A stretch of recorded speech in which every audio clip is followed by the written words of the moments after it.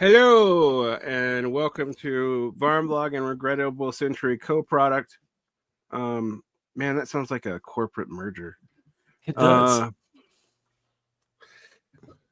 On Decadence theory, and we are going to be responding to the response to the ICC's Decadence pamphlet, but we're really referring to Aufheben's Decadence, the Theory of Decline or Decline of Theory, parts 1 through 3. I highly doubt we'll finish it today. But once we get through this series, yes, we will start talking about Ross Dunhat's book on Decadence. So we're going to go over to conservative land for a second on something other than Boundless and Bottomless, and talk about Decadence and conservative thinking, which I've become fascinated with because I kind of think that conservatives are going to have a hard time with the fact their politics accelerates the decadent spirals they're complaining about. But that's not a new observation. Yeah. I mean, one of the things that I think that I'm looking forward to getting into is the since conservatives are obsessed with culture, there's a lot more about culture included in the their decadence there, and I'm interested in diving into that. And then also just like other things that leftists don't generally tend to talk about, like demographic decline and things like that. Yeah, usually it's like Mark Fisher or David Graeber, and that's about it. Yeah, my two bet nors. I mean, there's a reason why though, because nobody else covers it ever. Oh yeah. I mean, it's interesting. I think we go through waves of, like, I was thinking about like reading Jacobin articles in different time periods and what the obsessions were. And like during Trump won, Trump won, but the ascendance of the DSA to its almost 100K members back in 2020, which they are probably down to. It's like a between lifetime. 70 and 50K, depending on what source you look at. Yeah. It's very interesting to think and talk about it. But my point is, like, when the left seems to be culturally focused when it's culturally ascending, and when it's culturally descending, it gets all either foreign policy driven or materialism driven as kind of a defense to the fact that it can't do anything in cultural hegemony anymore. That's right. My reading of that cycle. But if I find it fascinating that leftists have they have no problem being determinists about everyone else, but they have a very hard problem being determinists about themselves. So, but I'm going to say what I said when we started this series. So for those of you who are following along, you can find this Aufheben article in the show notes, Decadence, the Theory of Decline or Decline of Theory. Because this has an agenda, but I'm not quite sure what its agenda is, because this seems like it's part of the communization debates. And the reason why I say that is, who else is going to care to respond to the international communist current, a weird Italian left com adjacent council com tradition that doesn't have that many people and can be super annoying when you encounter them, this much theoretical heft? And also, why pretend that this was mostly a left com or Trotskyist thing? Because it's not like these crisis theories weren't all in Marxist Leninism land until the 1970s, where they gave up on trying to make economic predictions. Yeah, they really kind of gave up on economic, like developing new economic thought at all. Right. And like likewise, this is the Second International has its own sort of decadence theory that sort of that evolves into Bernsteinism, or whatever, revisionism, and that is also not really touched on. Yeah. No, they do. it comes up as like a paragraph in part 3. Yeah. And then we don't really dig into it at all. And I was like, okay, so we're not going to talk about why because third periodism in Soviet Marxologies, for those of you that's appeared between 1927 and 1936 in the Soviet Union specifically, where they and I find this funny, actually, we're basically outside of Bolshevizing the party. Marxist-Leninists believe the same thing as Bordigists, like that we were in a terminal decline, that we needed party dictatorship, that the only united fronts that were viable were united fronts from below and through unions. You couldn't work with other political organizations. But what people forget is that wasn't just justified as a response to fascism, which it partly was, but it was also justified as a response to the fact that they thought that fascism and World War was actually forestalling and crash. Like Grossman is not that out of step with Soviet Marxology, actually, and that's Henrik Grossman. This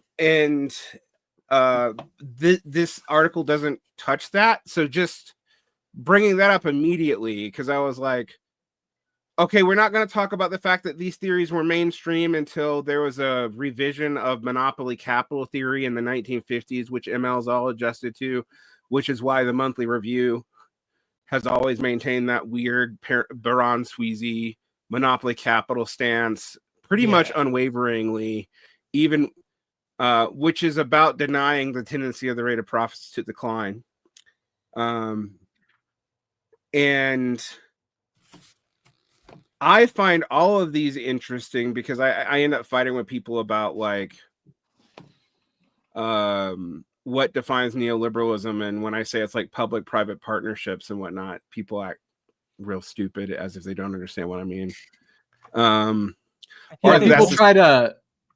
I think people's understanding of neoliberalism, like most leftists' understanding of neoliberalism, is either David Harvey's fault or just a symptom of the same understanding of neoliberalism that David Harvey has, and that is that it's libertarianism, right? Yeah. That it's just laissez-faire, which is just not remotely true when you actually look at policies. Right. Like the percentage of people working for the government has gone down. The percentage of money and influence spreading through government contracts and stuff has dramatically increased. So while there's less people working for the government than in the Fordist period in the United States, there's a shit ton more people dependent on the government. And I don't just mean like in terms of welfare. I also mean I'm like our tech oligarchs are not possible without government contracts for a decade and a half after, and QE making venture capital investments a way to hide money from taxation. And the reason why I say QE doing that is QE made those investments, even when they were poisonous, not actually fall apart and people lose a ton of money immediately. How it does that is a matter of debate between MMTers, Marxists, and anyone paying attention. But I find all that interesting. Not a huge because pool of people. Yeah. I find it interesting, though, because this is a purely economic theory of decadence. I will repeat that it's like the only reason they're calling this decadence is that the ICC, the International Communist Current, called it decadence. Otherwise, everyone else refers to this as crisis theory. Yeah. Right. And it's either final or terminal crisis theory or crisis cycle theory. So like, so I found that frustrating because I was like hoping that there would be a more materialist understand of decadence on culture, but leftist, aside from their talk about professional managerial class stuff, and I feel like I'm asked to talk about this all the time, and I don't really want to anymore. But they don't have a theory of decadence anymore, even though they have a class theory that they try to use to explain decadence, I think. Yeah. I think the PMC is a thesis to explain the decadence of the Bernie Partist movement, as I now call him. But okay. So let's at least get into number one. people should find this on Limcom. It's old as fuck too, so there's a whole lot of like. I was thinking about this. I'm like, in 2005,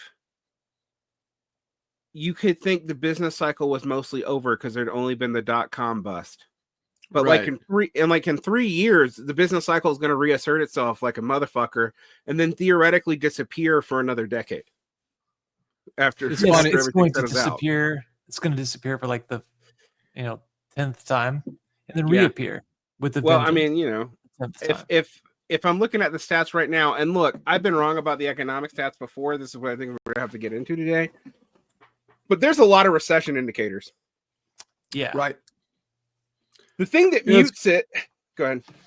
I was going to say, whenever you said, "Oh, this is really old," and I was like, "It's from 2005. It's not that old." And I was like, "Shit, dude, that's 20 years ago." 20 years. I've been having that realization too all the time, Chris. I was like, yeah, and even then, I was fully an adult and like living on my own in a house that I was renting. I mean, yeah, I've been an adult and a leftist for over 20 years now. And I got to tell you, man, I should have just been a normie. Yeah. That's the thing about leftism is that it's pretty decadent. Yeah. Not a cool decadent either, like where we like lounge on couches and gorge on fancy food and stuff. It's a lame decadence that sucks. Yeah, it's Findicicla without any of the fun. Yeah. So this is I find this article interesting in that it does give you kind of a historical development of crisis theory with the caveats that I said, that it underlooks at the Second International, even though it mentions it, and what that did, and the debates that caused. So it led to Bernsteinism because there was this idea to explain how it led to Bernsteinism, because it's not immediately obvious, but basically they thought that proletarianization of society should be a lot more of society. They define proles as almost strictly industrial workers. That mistake is not new or unique to contemporary leftists. It was what the Second International really believed. Although it's interesting that they believed it, because the more I'm reading Capital Volume 2 and 3, the more I'm like, why would you think that Marx is just talking about formal sector industrial workers? Like, there's actually no reason in the book to think that. It's easier, I think. It is easy. Well, they're easier to organize. Yeah, that's it. Is old shop floor organizations way easier to do. I mean, one of the ironies that I haven't heard anyone talk about is centralization of the economy has also led to hyperfragmentation of production, even though the administration of that production is hyper centralized now. Yeah. But it's just the administration of production. It's not like the actual physical production mechanisms. They're all over the place. So yeah. I mean, it's Matt Christman made a funny comparison. He talked about like the American proletariat isn't like the peasantry that Marx referred to as potatoes in a sack. We're still individualized. We're like, but we're processed and stacked like Pringles. We're more like Pringles in a can. Yeah. Well, I thought it was funny. So going back to I do think it's funny.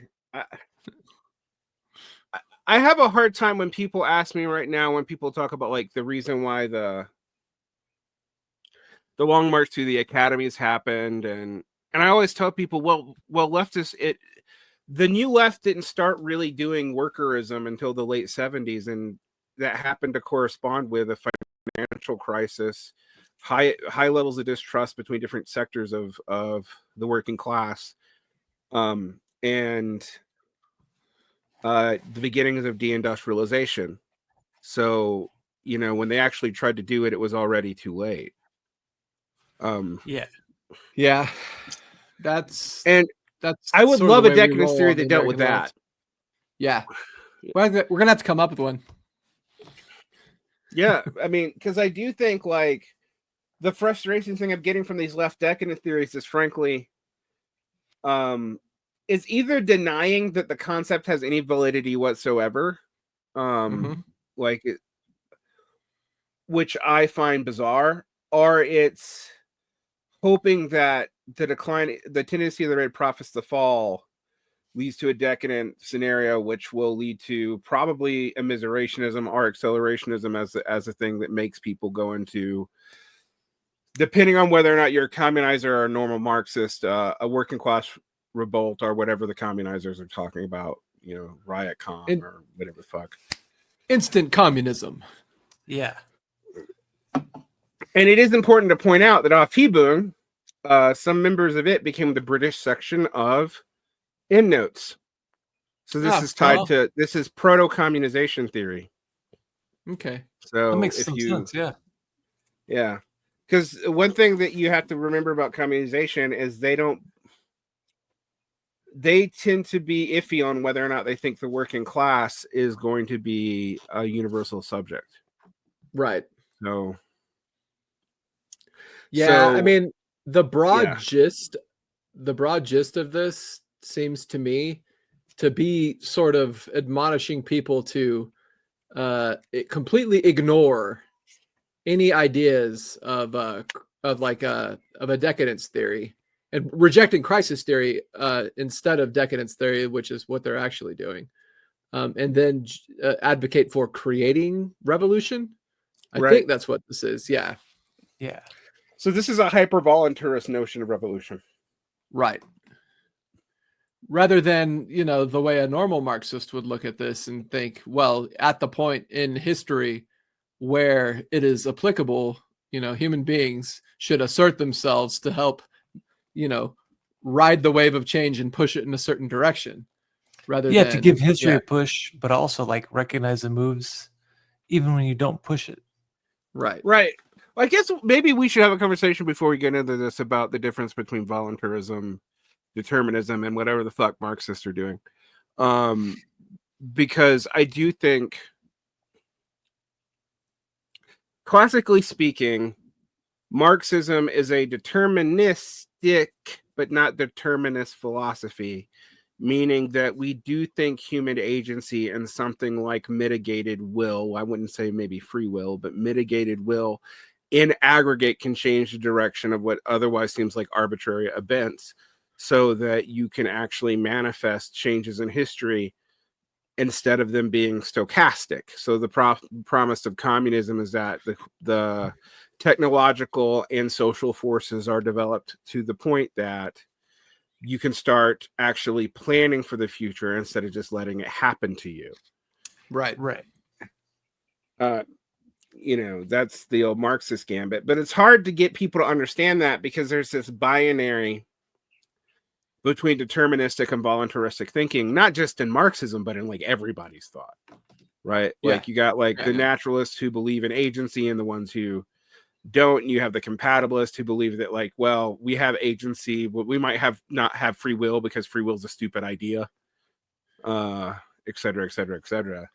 The other thing that you have to remember in these debates is Marxism doesn't say much about individual consciousness. Historically, or at least not early on. That's like a Lukács Second International focus. It matters and to really Marx kind of almost. Mm-hmm. I mean, there may be a few others. There's like Labriola, and there are a few people who like comment on the sort of around the edges, but really it is like a post World War II concern. Right. And what defines post World War II Marxism? Explaining why crisis theory was wrong. Right. That's literally like that. You can literally follow the socialism is inevitable to the socialism is something we have to build debates. The socialism is inevitable is winning that for most of the 19th and early 20th century. The socialism as an act of will becomes much more of a bigger deal after the Bolshevik and Chinese Revolution and after the prediction of an economic crisis after World War II doesn't happen. Right. Yeah, like the fortunes of social democracy as a distinct tendency are very much that's you could peg it to that, because you could watch the inevitable march become a march in a different direction.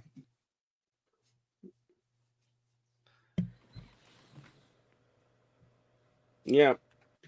So let's talk about some of these concepts that you're going to have to get through before we even get into this article. Because the one thing I will say about this article is, if you don't already have a fairly adroit understanding of socialist history and basic concepts, this article is not going to make any sense to you. Yeah. You guys agree with me on that? Like, I don't think this actually, I don't think this by itself would actually be a good way to understand crisis theory if you didn't have some understanding. So maybe we do need to talk about it. Sure. Yeah. Yeah, I think that's right.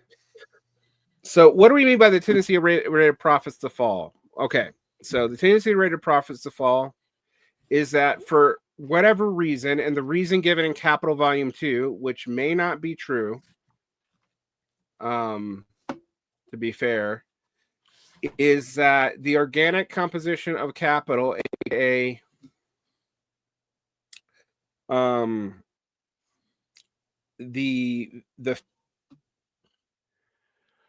Well, I am not an economist and not the most well-versed in Marxist economics, but I always thought of the rate of profit to fall manifesting itself, the tendency of the rate of profit to fall manifesting itself to us as being pretty evident. But, you know, I mean, there are lots of arguments as to why it's not, and I'm not super well-versed in those. But that is what the underpinning of what crisis theory is that inevitably there will be, you know, the means of production. I mean, the profit will have declined to a point where it is capitalism can no longer squeeze anything out and starts cannibalizing itself, and then causing it to go into crisis. Right. Right, and there's like there's a basic instability. There's just like all of the countervailing tendencies which allow for the system to kind of readjust itself. And so there's a bunch of that I've never really been super good at and comfortable with. It doesn't really matter, because basically what it suggests, what it says to me, is that capitalism is an unstable system, and so it's to stabilize itself is inhuman. There's all kinds of things that are inhuman as a direct result. That's about it, though. It's just it's one of the many things about the structure of our economy which I just find to be detestable. I will say that part of the problem is most people don't define profits the same way Marxists define profits. Right. So a lot of people will say, well, there's massive individual accumulation of wealth in the stock market. So we have profitability, but that may only be profitability by, for example, dealing with the fact that commodity costs in one area because of divided and uneven development are much lower than commodity costs in another. And that looking at profits in terms of individual income or even individual wealth belies the fact that you may be seeing declining profits in per unit sold physical commodities, which I think is undeniable, because it's the only thing that explains all this move towards rentierism again. You have a hard time explaining why everybody's trying to turn everything into a rent if you had a highly profitable commodity market. Right. But where I do agree with the criticism of crisis theory, I don't think there's any reason to assume that it automatically leads to a socialist revolution at all. Right. There's nothing about that at all. Yeah, and I don't think it's necessary. Go ahead. I was going to say, I don't think it's necessary to think that decadence or crisis theory is correct. I mean, I don't think it's necessary to believe that revolution and socialism, communism, whatever, is inevitable to look at decadence and crisis theory and think that it's at least partially correct, that there is this tendency for capitalism to become unstable cyclically, and that we might be past a point of capitalism having any sort of progressive value at all. Right. Yeah. So the only other thing I was going to say was that the tendency, the desire, or the tendency to see it as an inevitability has historically led to some really, really bad practices, or the lack of practices at all. Sure. Yeah. Well, I think that's what Aufheben is getting to in this essay that we're going to finally start discussing. But I also think the hyper-voluntarism is also not really going to help.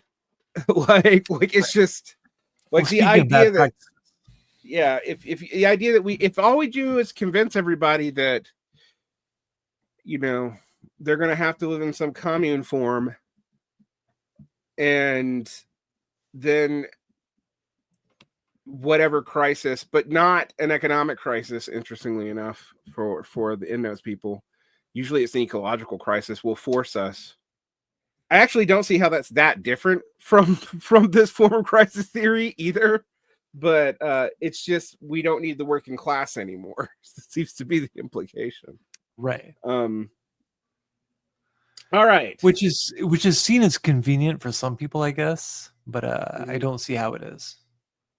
It seems very illogical. Right. So let's get how Aufhebung defines this. Because one thing I'll say is they actually do like explicitly intertwine three different concepts. So this is from the first part of the episode, the introduction. One understanding that has been dominant among critics of capitalism is that the capitalist crisis, especially a prolonged and severe crisis such as we are presently in, is evidence that the capitalism as an objective system is declining. Were we in a long and severe crisis in 2004, 2005? Well, there was a downturn after 9/11. Right. And it was, I remember it being people talking severe, about it but yeah, it was a recession. Right. Yeah, and it sort of, but I mean, I think that it wasn't severe and it wasn't long, but I do think things leveled out relatively quickly, but they never adjusted themselves back to the way that they were before. There was like there always is in any sort of crisis, a massive transfer of wealth upwards that never comes back down, and then there's inequality is just adjusted that much more. So things are a little bit harder moving forward forever. I think that you could from a certain perspective, in the mid-2000s, you could say crisis to talk about if you were talking in terms of the overall crisis of like the culture, but in the terms of this person's talking about, no, I don't think so at all. Yeah.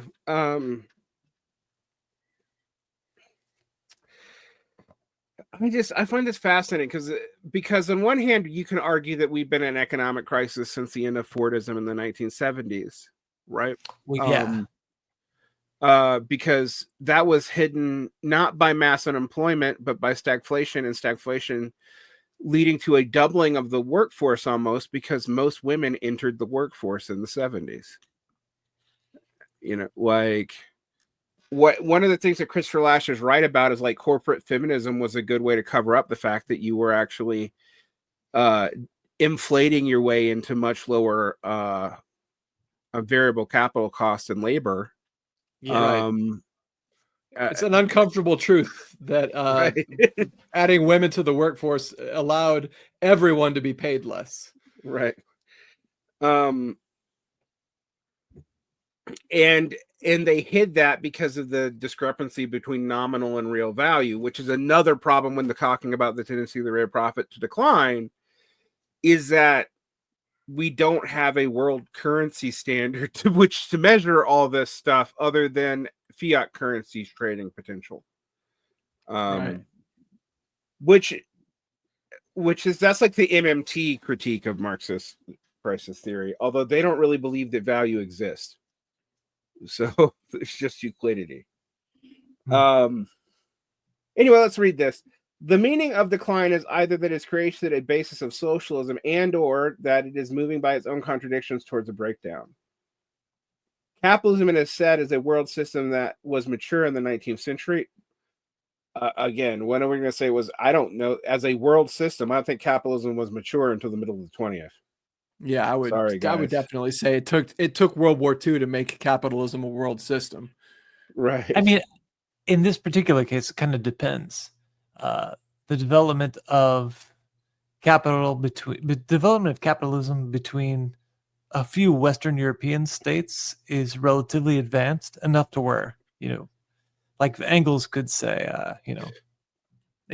we're ready now. Yeah, he actually did say it in the 1880s, but at the same time, and that's also why Sombart was calling, the late 19th century late capitalism, which seems hilarious to us because we're like, well, if you start capitalism in the 17th century, we're like a century and a half out from when you guys thought it was late. Right. So, there's an old social democracy which is rooted in a certain understanding which says that this is mature, developed capitalism.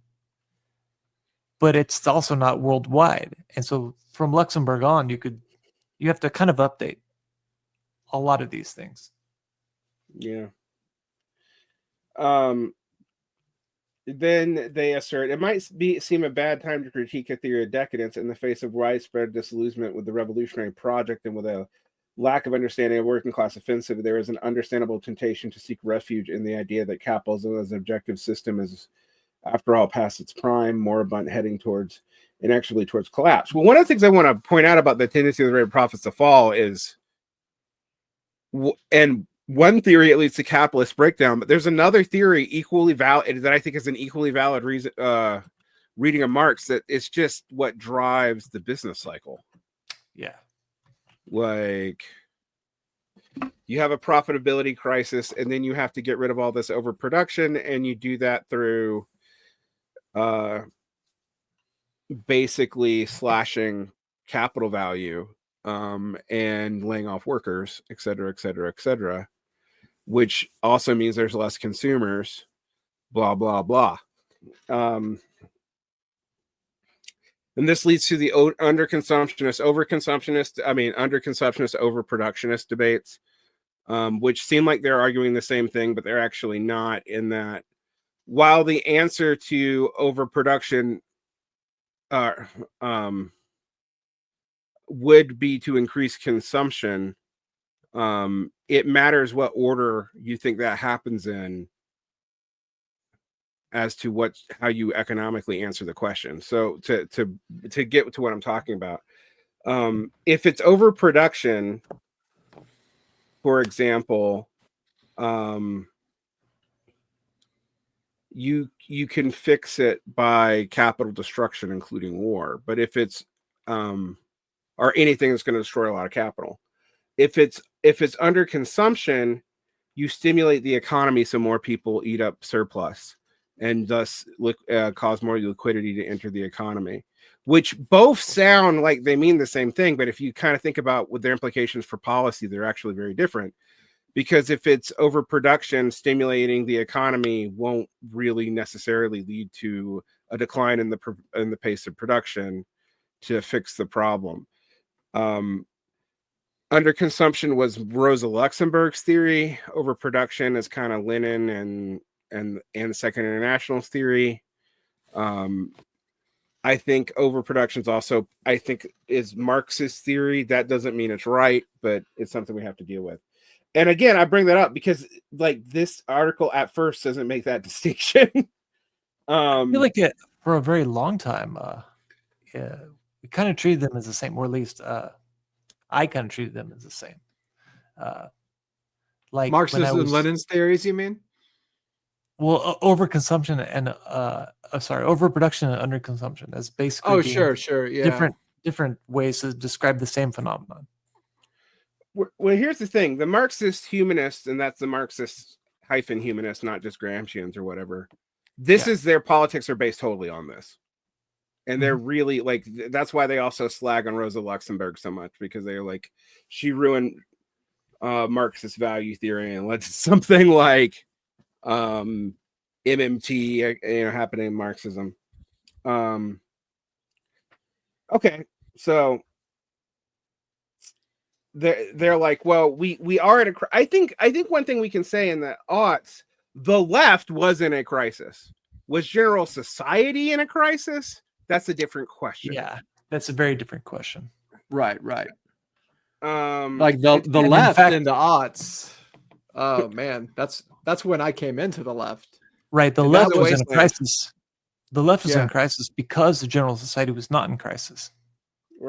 Right, and because the left needed it to be in crisis. Right, just when we thought we were getting somewhere, as the collective left thought it was with the anti-globalization movement, 9/11 happens, and everyone becomes just the most slavering right-wing imperialist, like even your good comrades, you know. Right, and then there's an overcorrection to that where everyone becomes slovenly Marxist-Leninist campus, kind of. Yeah. Right. Yeah. There's the hard overcorrection, and as in us in the ISO, we were good third campus, which means that we were good, first campus. Right. Arguing constantly against people who were like, no, we should, like, what's going on in Libya is actually bad, and we're like, no, it's good, just not the NATO part. Like, that fucking can be separated from what was going on. Yeah. Yeah, it's definitely to our eternal shame. Like, Yeah, we have to do penance for the rest of our lives for that. Well, I also think you guys were in a like you guys were in the ISO, which was by far at the time probably the largest revolutionary quotation marks organization on the American in the US left. for sure. Yeah. And it had been largely revitalized by its British component. I can tell you, as a person who dealt with Cold Pink in the early PSL, that they were like critical support for Al Qaeda and Ahmadinejad in some ways. So it was just like, yeah, it was a plethora of time. Very confused. It was a plethora of bad options, right? Like, it's like, right.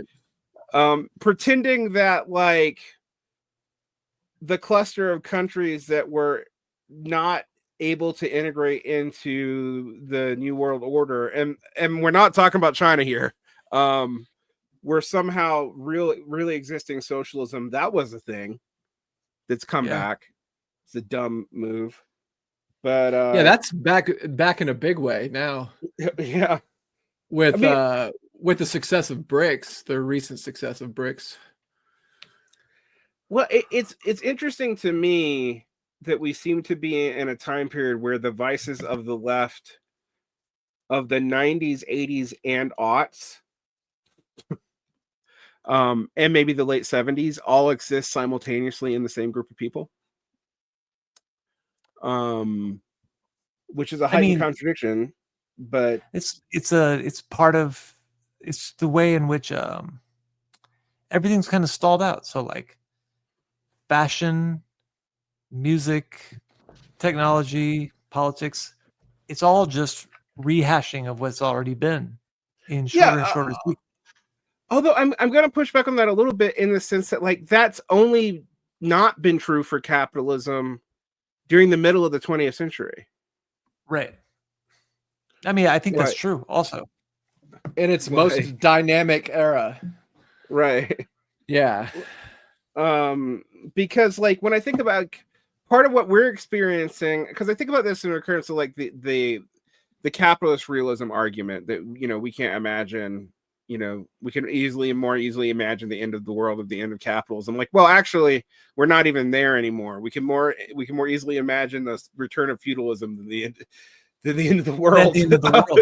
Right. Right.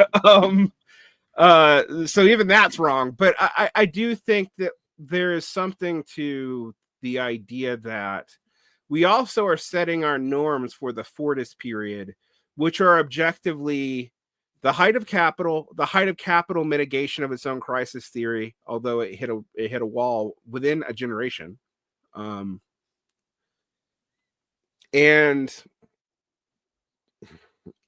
Ironically, from a geopolitical standpoint, we're also not in a unipolar or a multipolar world. We were in one of those few times in history where you had a bipolar world. Right. Right until, now? Oh, okay. No, in the mid-20th century. Yeah, in the mid 20th gotcha, century. Gotcha. Yeah. We had a bipolar world, and we only became multipolar when China broke off from the Soviet Union. Like, that created 3 poles, and that's when everything got really unstable. Right. Like, Not for very Like- long either. As it is now. yeah. Yeah, we're back to the 3-pole system. Interestingly enough, if you would have asked me in 2005 who I thought if there was going to be a multipolar world, I would have for sure told you that Europe, a strong, united Europe, would have been one of the poles. Yeah. Maybe that'll happen now, but I doubt it. Yeah, I kind of they- doubt it. Have 20 years worth of rebuilding their industrial capacity before they can even be anything like a military power ever again. Well, here's the Yeah. thing, though. I mean, Germany does have industrial capacity. It does. It's been consciously dismantling it though for the past decade. So they're gonna have to redo it. I mean, they could very easily, but I don't think Germany is big enough and has as much of an industrial capacity as, say, like maybe China or Russia. Certainly not Russia or China or the United States, but maybe Europe under a united economy could, but like, good luck uniting Europe. Right. Well, I was about to say, it seems more like the tensions within that block are going to break it up. Like, for sure. Like, I feel like, because the EU in some way is kind of a nightmare formation in that it's like not very democratic, but allows internal democracies to exist. So you have a lot of internal contradictions between the undemocratic nature of Brussels bureaucracy and the democratic nature or the quasi-democratic nature or whatever of the parliamentary democracies who still have sovereignty over everything but their economics. That's like a terrible idea. Like, if Europe gets, I mean, if the European warmongers get their way, and Europe does increase its military spending to create a united European army, it's going to take some severe austerity and cutting of social programs to get to that. And then they're going to we'll just see how well Europe sticks together once they start cutting all their social services in order to fund a European army. Yeah. Because I don't mean to agree with Trump on much of anything, but he was right that we were fronting a lot of the cost of NATO. To be fair, I mean, it's our imperial project, so we should. But it's like 80% of it, though. I mean, and like Americans, we don't have social welfare so that we can have the most ridiculous military in the world. So I guess it's Europe's turn. I mean, again, that's part of when I say, like, there's an aspect of this multipolar emergent world that I think is good. It's different than saying whatever. It's just that we should recognize that to continue on with what has been is the only way to guarantee that nothing changes and nothing's ever good is ever going to happen. So the multipolar world, I'm for it. Not because I am not of the political bent which sees anything else in it other than just new chaos and thus new formations and new opportunity. Sure. Could be worse. Go ahead. I mean, it could be worse. We could just have a much more unstable world and then always be on the brink of war. Well, yeah, but, I think that's part of it. Statistically speaking, that is the most likely outcome. I mean, just like looking at periods of multipolarity, they are conflict prone. Oh yeah, I mean, I think that's part of what I mean. And I think it's also the sides are going to have. I don't think any side really feels totally comfortable with the other. Like, there's, but Europe is unfortunately caught in the gristmill. And in some ways, I hate to be this way, but is a return to pre-capitalist historical norms. Because for most of human history, Europe didn't really matter that much. So, like, hey, but if the libs are right, Trump is going to be the new emperor of the United States, and he's going to be subservient to Putin. So we don't have to worry about nuclear war. That's true. Yeah. Oh man, That's good. I'm not touching any of that. My funny thing is, it seems to me very clearly that if you don't believe in decadence, you have a hard time explaining what you're watching in the United States right now. Oh, yeah, absolutely. Yeah, for sure. It's like you have a legislature willing to give up its rights that constitutionally it can't, and you have but the Constitution doesn't seem to work anymore. You have a legal system that like is totally incoherent at this point. And really has been incoherent since the 60s. We've only been using a dictatorial Supreme Court, mostly from the liberal side of things, to shore up social peace. And that's being undone. So eventually we won't have social peace. The people think, oh, the conservatives are just going to like become a dictatorship. I'm like, yeah, that's not going to work for a variety of reasons. One of which is just like during the Bonapartist classic days of France during the various back and forth between the First, Second, and Third Republic and the various French empires, the central government, even when it represents reaction, is not actually all that internally coherent at all. Right. Right. So, whereas I will say, one of the things that we have to talk about is like, this is where I push back on like three worlds theory, because they're like, oh, labor aristocracy. I'm like, well, why wasn't labor aristocracy? The height of capital is the 1950s, but the height of American capital control of the world is actually the 1990s, which is not a period of like labor aristocratic period of privilege. It's just not. You can't make that not argument at all. Nah. So it means that argument, which was articulated in the 1980s, sort of made sense, but like it's kind of been refuted by economic development since then. I mean, it sort of made sense. Yeah, I mean, it never made sense. The idea that labor aristocracy was somehow workers in the developed world were not exploited at all. That seems impossible, but the idea that like the productivity of the global South was being siphoned into things that helped American workers, that was true in the 50s, maybe in the beginning of the 60s. It's not true after that much, though. Yeah, sure. Like when you think about like United Fruit and right, the Arbenz government, there's a kernel of truth to that. But American labor didn't benefit that much from the next round of imperial negotiations for during globalization. Like that actually didn't help the American labor movement at all. Yeah, it's actually, again, it's like I don't for some reason this is really absent, but like part of what neoliberalism has meant that anything about a global economic assessment from the 1950s has to be reassessed from the 1970s onward.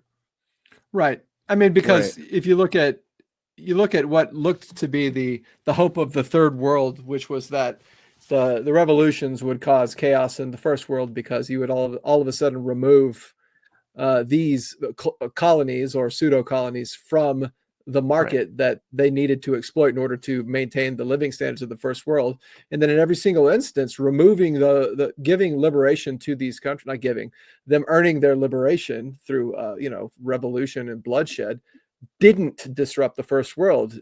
The shift to neoliberalism merely integrated these countries back into the world economy, like Vietnam and China and everywhere. I mean, that was the whole point. Yeah, exactly.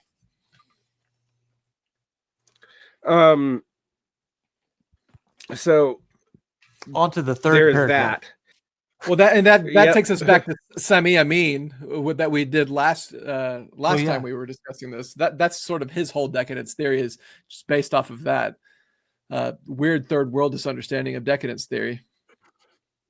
Yeah, although also anti other third worldist, because I'm like, well, this doesn't believe in liberal aristocracy theory. That doesn't believe. I mean, like, I actually don't exactly, even after reading his stuff about tributary modes of production, don't exactly understand if he just thinks that all economies are just really probably naturally tributary mode, like, except for socialism and capitalism. But only reason capitalism isn't according to that was like an accident of timing. Actually, I do think that's right. Yeah, Socialism, capital. So capitalism, the rise of bourgeois society, is what breaks breaks us from this trajectory of various tributary modes and creates a possibility of the socialized mode. So that's exactly right. There are three in his conception, three possibilities. Right, and I actually think that's not right at all. I just think I think tributary mode's too vague. Yeah. What? Yeah. Like, I don't think the code of the court of like the caliphs in the 9th century works the exact same way as like Merovingian France or like the Byzantine Empire. Like, it just and I also think it like doesn't deal with mercantile marketization, which was a thing as early as the 11th century. So it's just too simplistic. It collapses too many things together. Yeah, it flattens it out to make it easier to talk about, and then it basically loses all meaning. Right. Yeah. I mean, that's the thing. It's like it fixes one problem but creates two more that are worse. Yeah.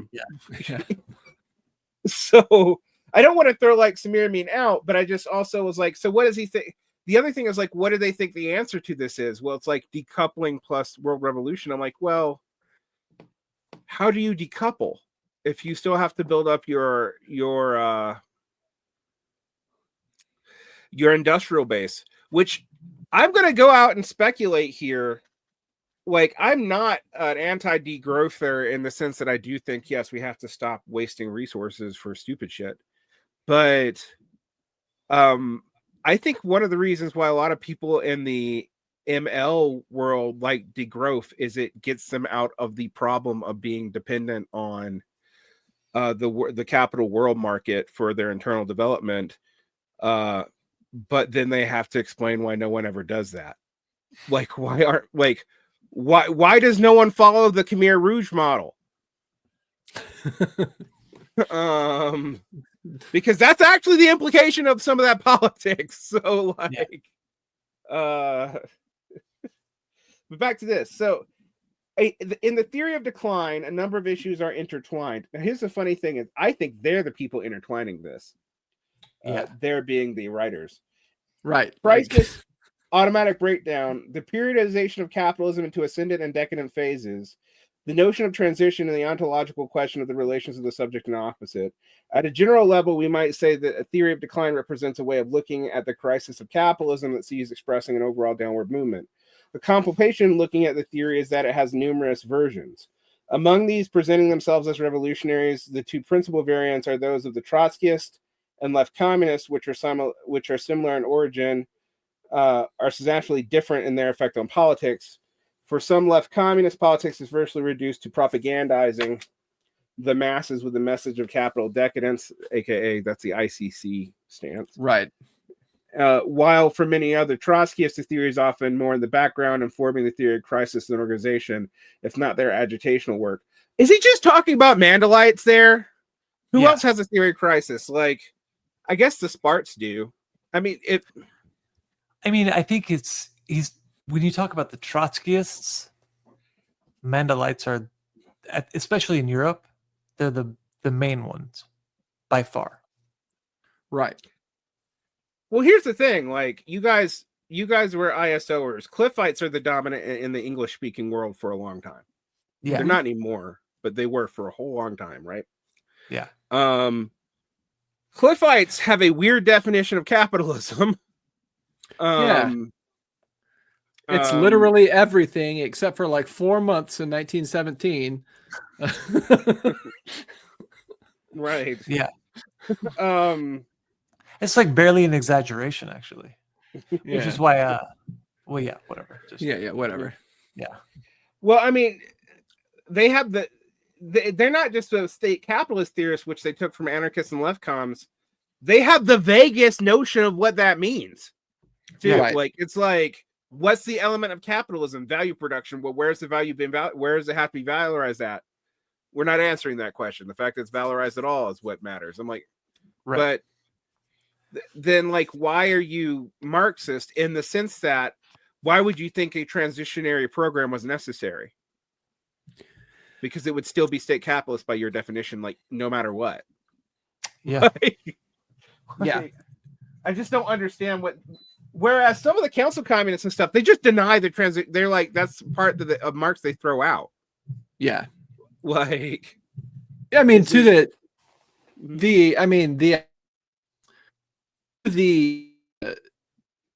so it's, you know, it is, you could have a transitionary program, right, where there's like elements of a market economy, and that's still not state capitalist.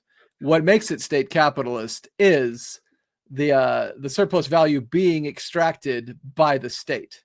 So as long as it's the state extracting surplus value and not, I guess, councils, which to me is a state, but whatever. Yeah. I mean, it's very convoluted and weird, and I don't think Tony Cliff was anything approaching a theorist. I mean, it basically just boils down to how decent the people in the state are.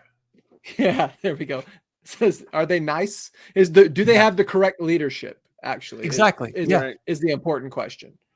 But we do have to remind ourselves that Trotsky was a breakdown theorist. He wouldn't use the term decadence, but he was a breakdown theorist. And like, one of the things when people clean up the transitional program document is they always drop the fact that Trotsky predicts that capitalism is going to collapse of its own accord in the 1950s, and that's why the transitional program was necessary. Yep. Right. Yeah. And everyone just drops that out. There's like, we're not going to talk about Trotsky being wrong about the prediction he made and the death throes of capitalism and the blah, blah, blah, because that's where our transitional program definition comes from. Also, none of us agree on what it means. Some of us think it's the same thing that Marx argued against Gaudet to do, which is to pass reforms that are impossible and piss everyone off when they don't work. And somehow that leads to a left-wing revolution. Yeah. Even though it's the left-wingers fucking everybody over. Yeah, that's never made any sense to me. Like, I understand why Marx was like, I'm not a Marxist if that's what Marxism is. And then watching the ISO Trotskyists bring it back, that's always been like, what? But yeah, it's, I know we're all shitting on Trotskyists because two of us are former Trots. One of us is former Trot adjacent. You're a former post-Trot. Yeah. We're former Trots. Yeah, I started like, where Trotskyism ended.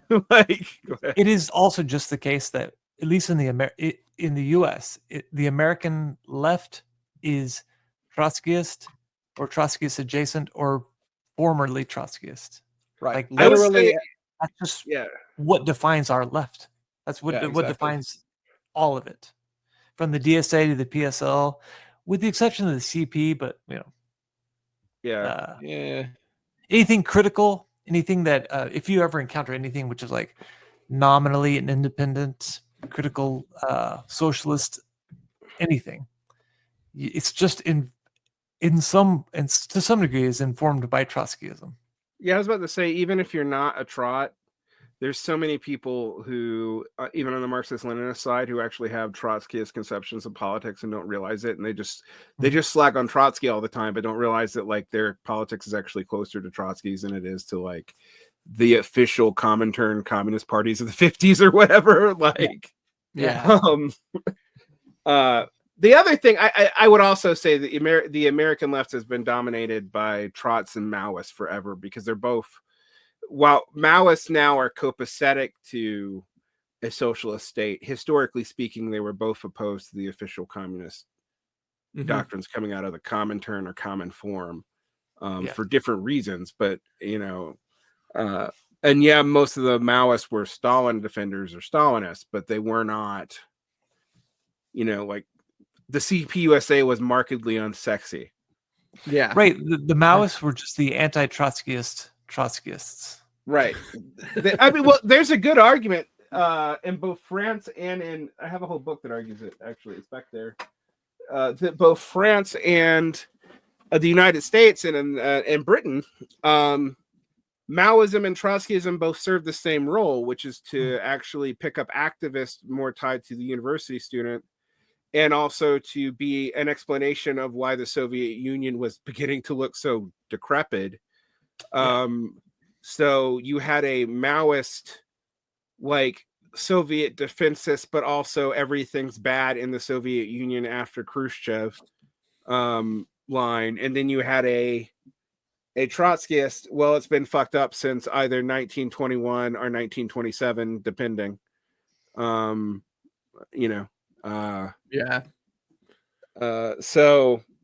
there you go. And left communism is interesting because it seems to rear its head whenever there has been an anarchist movement or a social democratic movement that failed. So it made sense that you started seeing left communism coming back at the end of the alter globalization movement. And that it stayed back until the DSA replaced the kind of anarchist left. And we'll probably see it come back again when people get burnt out for being. Well, let's also be honest. A lot of Marxist Leninists today are actually ultra in their politics, but not in their rhetoric. So it's because they're not doing electoral work or anything, like not in any meaningful sense. Yeah. All right. So let's continue here. I don't think it's fair, however, how much you threw together in this. And it was, well, I shouldn't say they're like, all this is tied in the theories of decline, but they're all different. And I'm like, okay, yeah, but if you acknowledge that they're different, why are you all calling them the same thing? Yeah, like a few more explanatory notes might only make this too dense. Mm-hmm. But really, it's like this paragraph is a couple of paragraphs, maybe a couple of pages to explain and to defend. Yep. I can kind of tell this was written in 3 different sittings, though, because one of the things I noticed rereading these is that they repeat themselves a lot from section to section. So as we go through this, it'll get easier because it's like, well, they've already stated this. We don't have to recover this again. That's true. The crisis of capitalism are seen as evidence of a more severe underlying condition, the sickness of the capitalist system. Capitalist development brings about a steadily increasing socialization of productive forces. And at a certain point, the capitalist forces of production are said to have moved into conflict with the relations of production. The concept of the decline of capitalism is bound up with the theory of the primacy of productive forces. The driving force of history is seen as a contradiction with its relations of production. It is quintessentially a Marxist theory in its understanding of the basic Marxist position in the preface to the contribution to the critique of political economy. For most versions of this theory, the change from mature to declining capitalism is said to have occurred around the First World War. Is that true? I feel like a lot of people think it's actually the Second World War. But...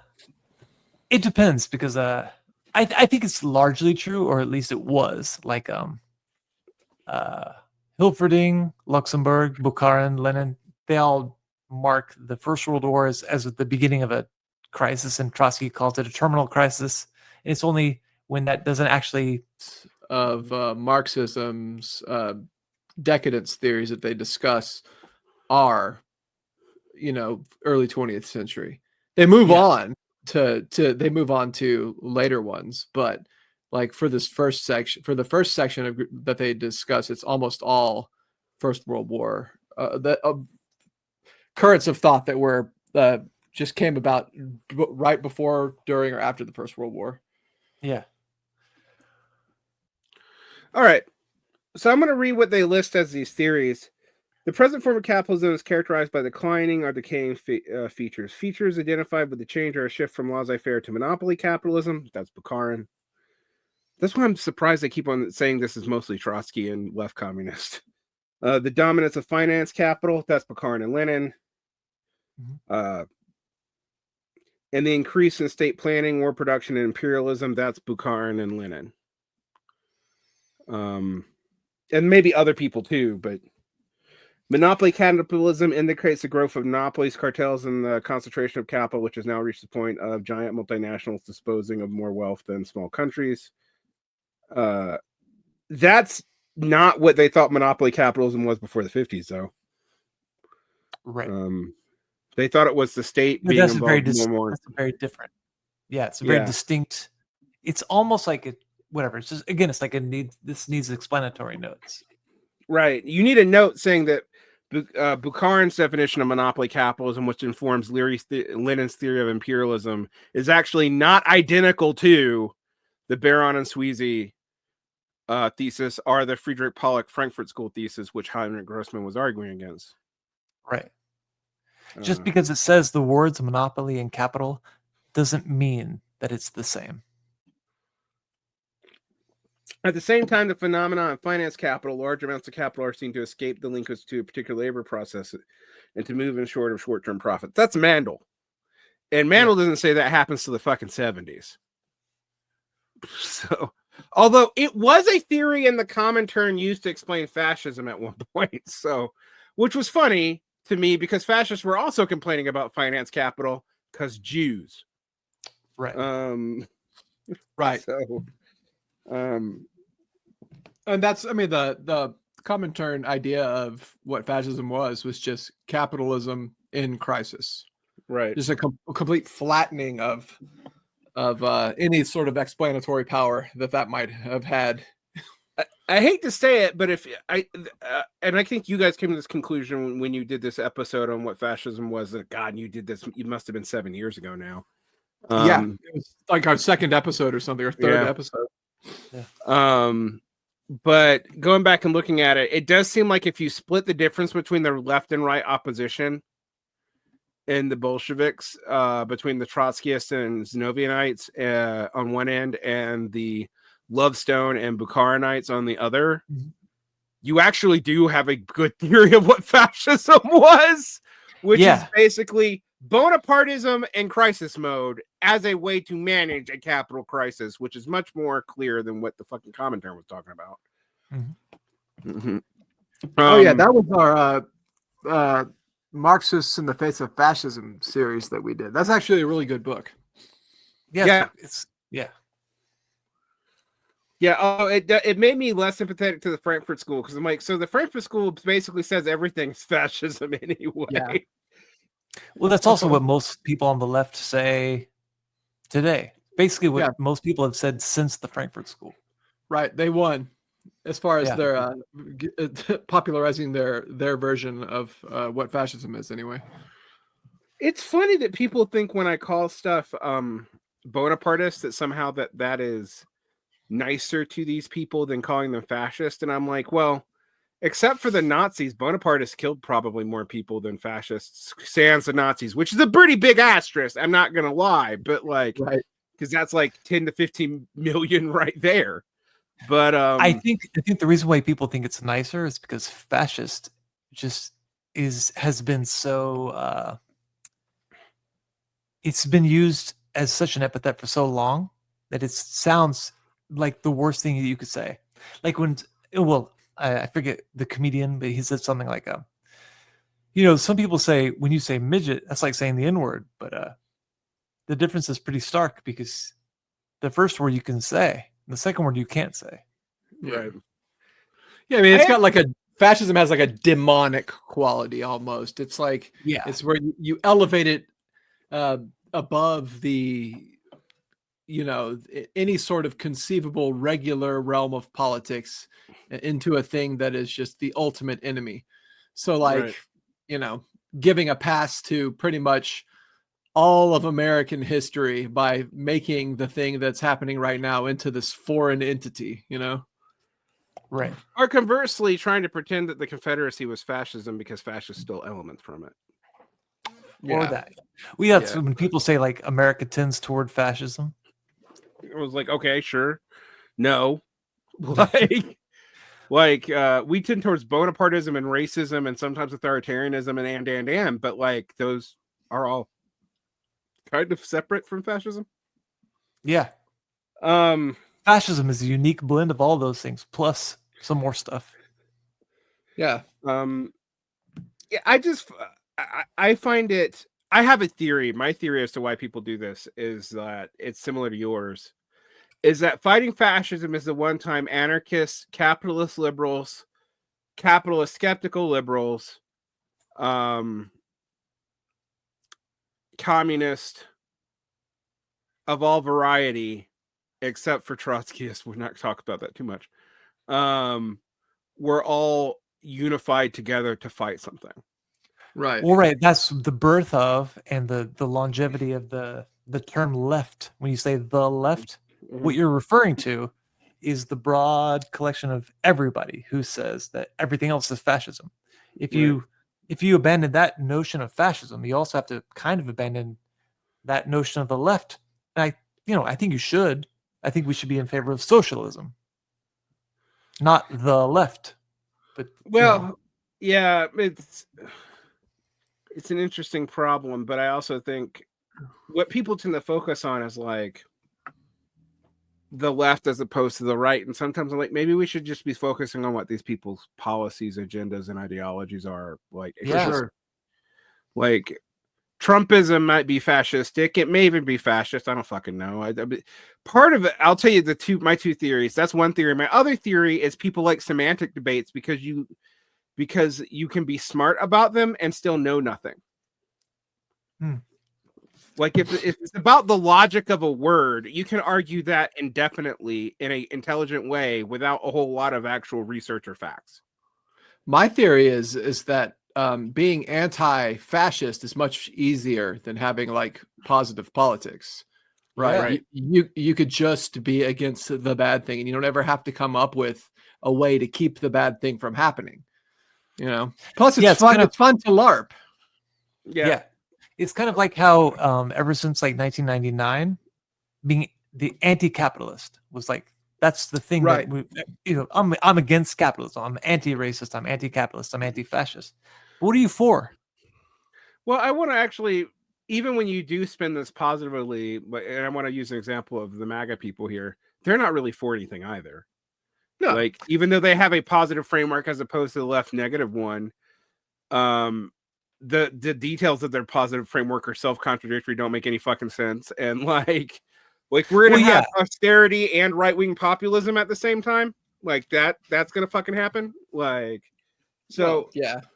I bring that up in relevance to Decadence because to me it's proof that we live in a decadent time period. Yeah. Well, and like you said, Trumpism might be fascist. I mean, it's like in as much as it's got any coherent elements, then sure. But but there's a lot of stuff that doesn't actually match historical fascist movements. Oh yeah. And we just have to then go have a semantic argument about which ones were the most essential to fascism. And then by the end of it, I'm like, ironically, if you do that enough, you do end up at the Frankfurt School position. Well, it's all fucking fascist anyway, because like there are elements to fascism and everything. And I maintain that the most important element of fascism that makes it so dangerous is the sort of anti-finance capital portion of it, like the corporatist element of it, which none of these modern like fascist or post-fascist movements actually have. Right. You don't have the thing that circumvents the left critique of capitalism. Yeah. And they don't even pretend to. There's no posture in that direction either. Right. It's like Orban and Bolsonaro and people like that. They're like, oh, they're fascists. Well, they're certainly strongmen that sit on top of a democratic state and probably abuse their constitutional powers in the process, but they don't have this sort of populist critique of finance capital, and they're essentially neoliberals in every single way. Yeah. Well, here's the thing is, ironically, the first Trump administration, kind of neoliberal. Second Trump administration so far, ultra neoliberal. Yeah. Like neoliberal ways neoliberals weren't happy with in the past. Right. So I don't know. To me, I will say one of the frustrating things about this is I want to be like, why don't we talk about how capitalism made everyone smarter than made everyone dumber? Or why don't we talk about how capitalism made us all live longer, but then made us all fat, and now we're not living as long anymore? I mean, decadence. There we go. Right. We're back around to decadence again. It gave us all of the things that we needed to be able to live longer and have healthy, full, fulfilling lives, and instead we can't access it because we can't afford it, and we're all fat and falling apart and dying early. Well, I mean, and also cancer. And cancer. Yeah. And cancer. But like being raised poor is actually the strongest correlate to being overweight. Like, sure. Yes. Like it's like, come on, you took a group of people who historically were starving and you somehow made them fat and yet also not healthy. Right. Like now getting gout is something that happens to poor people instead of like medieval nobility, right? Right. But if you ask the left, actually all the bad things are good. All the bad things, yeah, exactly. All the bad things are good because they happen to poor people, which are a category of virtuousness. So they're actually good. I actually do see this a lot of left-wing research that I've pointed out. If you look at the left-wing research on metis, which is like the Aristotelian category of cunning, which they see in poor people, like poor people have the metis to navigate the system. They have this inherent, almost standpoint knowledge, right? I've actually pointed out that, like, well, when you do that, what you're saying is you don't even have to reform your stupid system because the poor people already know how to secretly navigate it, and they're secretly somehow doing well despite all objective indicators to the contrary. Humanities conceptualization, like, it is funny to me how, and this is a Frankfurt School thing, but so much of the love of the underdog is actually also being like, but we don't really have to change the system. Not really. Like, since fat shaming doesn't work, we can't talk about obesity rates, even because BMI is bullshit, and it is. We shouldn't talk about obesity rates. You can be healthy at any size, except, well, that's actually harder to prove than either way than anyone thinks. But right. Some individuals are healthy and overweight. That is true. Right. That is an undeniable fact. But like overall trends, if we're going with the only things that we could possibly do to make generalizable conclusions about things, we would have to conclude that generally it's not, Right. But and I've also seen the idea that burning calories doesn't actually cause people to lose weight, which is the wildest thing I've ever heard in my life. I've never heard that. Yeah, that's I have. Yeah, it's out there. It's a common trope on the left. I mean, I don't think we should fat shame people. I don't. Yeah. I think we should give people healthy options. Yeah. Affordable healthy option. I'm just saying, and also quit talking about affordable healthy options when you're not talking about time expenditures. Sure, yeah. Right. Who can afford to buy expensive food, and then who has the time to go home and cook it? Right. Even if you, like, my always thing is like, I can buy some healthy cheap food and often do, but then I have to spend an hour and a half cooking it, and who has that fucking time? It takes way more time to cook whole foods that you buy at the store than it does to just microwave something or pick up like fast food or whatever. And there's so many things about this, like people celebrating the decline of literacy as if that's a good thing. Right. But for me, that's like the most obvious thing where decadence really matters, because like, yeah, that's where the right-wing decadence theories are kind of also true a little bit. Right. Well, yeah, there are elements of them which are absolutely true. Yeah. Yeah. Well, it's funny to me that like when I talk to about education, I'm like, this has become a right-wing talking point, and people go, "Nuh-uh," and I'm like, well, why don't you talk about it? And why am I listening to liberals tell me why people being illiterate is actually a good thing? Right. Because I have plenty of, and leftists just don't talk about it at all. They just avoid it. Did you see that? I mean, this might this is like almost seems like just rage bait to me, but it wasn't. It was an actual article in a British newspaper, I think, that talks about how reading to your child gives them an unfair advantage. Oh, I did see that. Holy shit. And I was like, dude, I'm going to read to my child even fucking more now after reading this. It was like when people were talking about how middle class time preferences were inherently racist, as if somehow people of color don't have certain cultures that are more respectful of time differences than not. Yeah, and it's the same sort of discourse about like expecting leftists to read is racist, Ableist. Racist and ableist. Yeah. I was like, no, I guarantee you, like, people of color know how to read. Sorry. And value it, actually. Sometimes more than white people do, frankly. Sure, yeah. Like, I'll tell you, like, when it comes with students that I was tutoring, whenever I was a full-time tutor as a job, my most determined students were generally people of color. My laziest and worst students were white kids. Right. Yeah. Which actually would stand to reason in a logical, common sense way, right? Like, it is more useful and more obviously useful to people who are desperate than to people who are relatively well off. Yeah, like a lot of the students that I was tutoring were only in college because they had athletic scholarships. So if they didn't do well in their courses, like they didn't maintain a B average, they would get kicked out. So like the white kids that I like, a lot of the volleyball girls that I tutored were they just didn't give a shit at all. Like, but like it's like some of the black kids that were on the football team or ran track or whatever were the best students I ever had. Yeah, I just like when I like teaching at community colleges more than universities, like personally, because my community college students actually listen to what I fucking say. Sure, yeah. Like dude, oh my god, like my freshman I have an upper division course this semester, but last semester I had a freshman survey course, and those kids, like 80% of them, they didn't give a shit about anything, didn't show up, didn't even fully answer questions on their exams. You know, it's wild that these people are in college. Well, another standpoint of decadence for me is like, well, colleges don't make money from what they say they do. They make money from endowments and hospitals. Yep. Or they're going out of business. If they actually make money off of education, they're becoming harder and harder to sustain.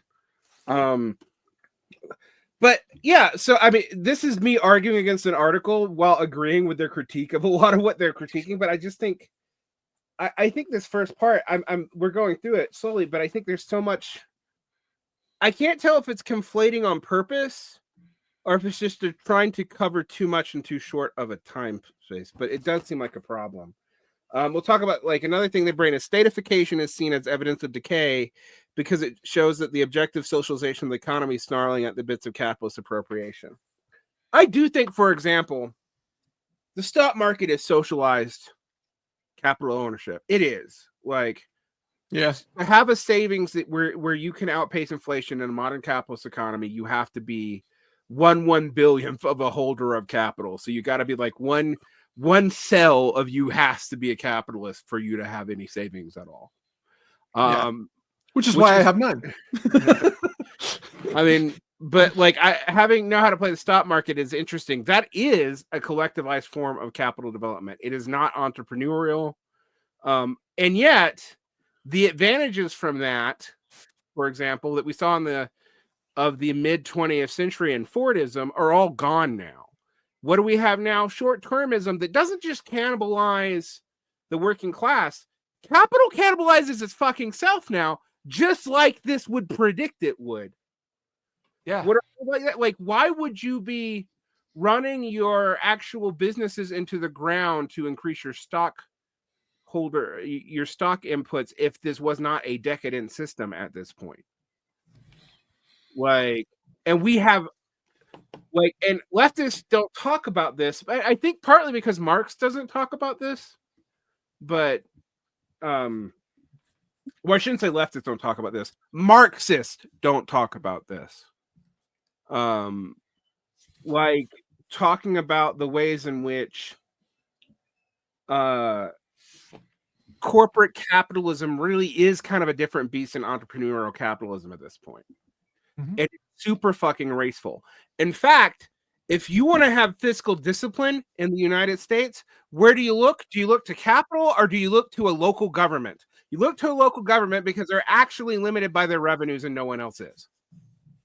Right. Federal government isn't, large corporations aren't, like venture capital startups aren't, but local governments actually work efficiently because they have to, which is the opposite of what you would predict from classical capitalist theory.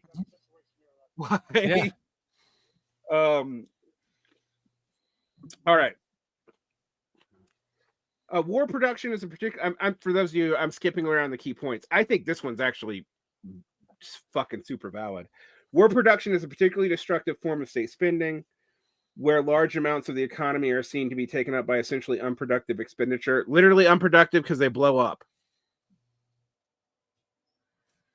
Like if you actually use your munitions, they go away.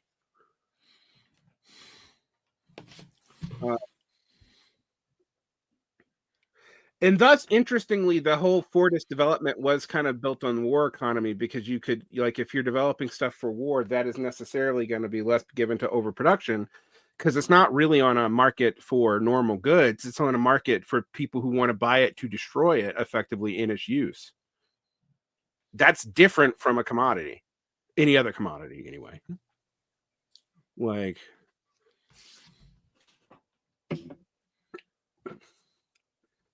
the epoch is in fact said to be initiated by division between the great powers since they fought 2 world wars to redistribute the world market. Wars and threat of war are seen as evidence of capitalism's only way of continuing to exist by its destruction. I don't agree with that. That even crisis theory says that wars and the threat of war are the only way of continuing to exist by destruction. I actually don't think that's true. We destroy all kinds of other shit all the time. One of the things I'll say today is capital valuation gets destroyed in valorization all the fucking time. So let's look at the example of Elon Musk, the richest man in the world. He is actually, from what I can tell, for the amount of wealth that he owns, quote unquote, actually fairly cash poor. Yeah. So he leverages the cost of debt to write off the cost of taxes, but also it means that since his valuation is on stock, if that stock drops or actually gets traded in mass amounts, not for its valuation, we discover that the value never existed. It was fictitious. But we can't actually discover that until someone goes to sell capital or you have a market collapse. That destroys plenty of shit without war. Like, yeah. No, but like look at 2008.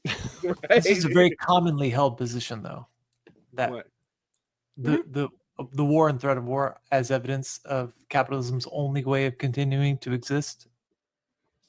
Ironically, it's something that left communist and Marxist-Leninists tend to both believe. Yeah.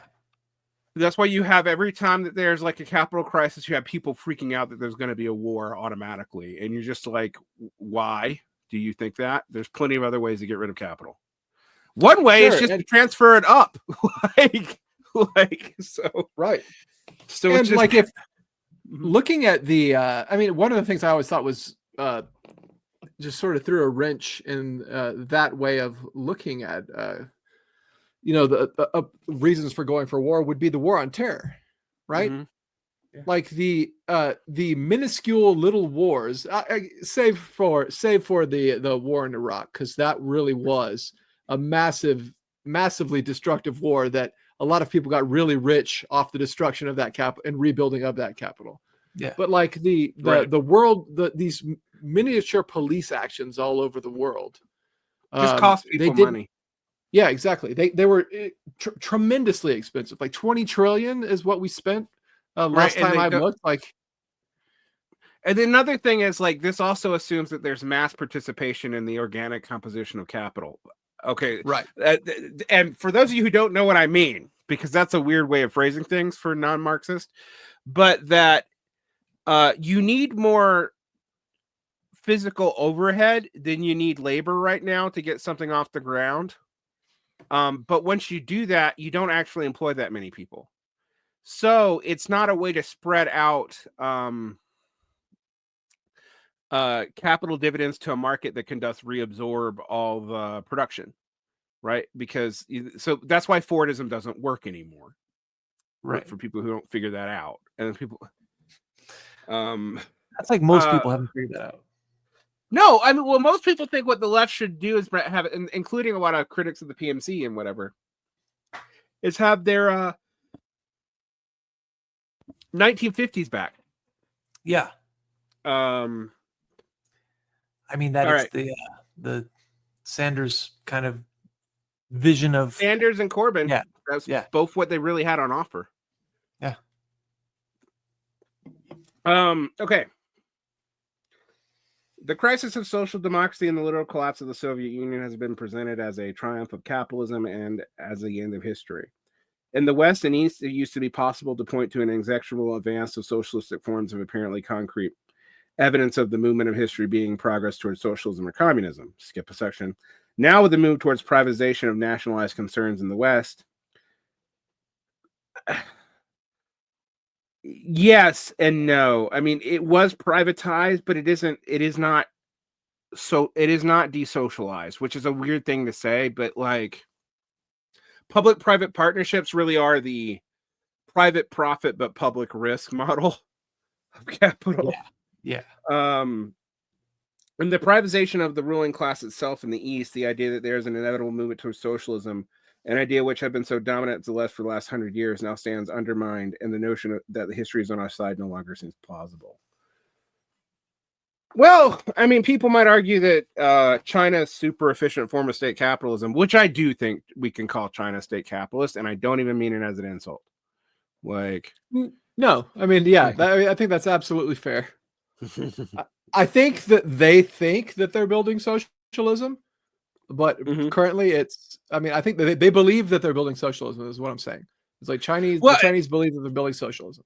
I actually have trouble reconciling Chinese statements to the Chinese Constitution in 1982 declared that they had actually achieved socialism. That's still in the Constitution to this day. But Xi is always, like, since he's coming to power, saying X date is good. We're going to achieve socialist modernizations and achieve socialism, and then we'll move towards communism. So I'm like, well, which is it? Is it what your Constitution says or what your policy statement says? Like, because I say this because people would be like, well, people have come back at me saying, like, have you read the 82 Constitution? And to be honest with you, I skimmed it, but I hadn't. So I read it and I'm like, oh, they do claim that they achieved socialism in the 70s. But now they're not claiming that when they do Politburo speeches. So I don't know what official Chinese government documentation is on this. I don't even know why you would do that. Like, what's the point in saying we have achieved socialism? It's a legitimization factor, so the party can stay. Because, like, after the Great Proletarian Social Revolution, it really would have been easy for China to slip in the Civil War. Yeah, very, very, very much so. All right. The abandonment of the idea of the historical development of productive forces as progress towards socialism, well, not in China where it's still seen as so, but everywhere else. And communism has resulted in three main drifts in thought. One, the abandonment of the project of abolishing communism and a turn to reformism as the existing system by the new realists, market socialists, etc. Jacobin, De Linke after Jacobin took it over, Corbynism, Bernie Partism, etc. The postmodern rejection of the notion of developing totality and the denial of any meaning to history, resulting in a celebration of what was. I actually find it interesting that postmodernism has been it died in the mid-aughts and has pretty much stayed dead. Like, I was telling someone that we're still stuck in the 70s, but we were in the 80s and 90s stuck in the late 70s, and now theoretically we're stuck in the early 70s.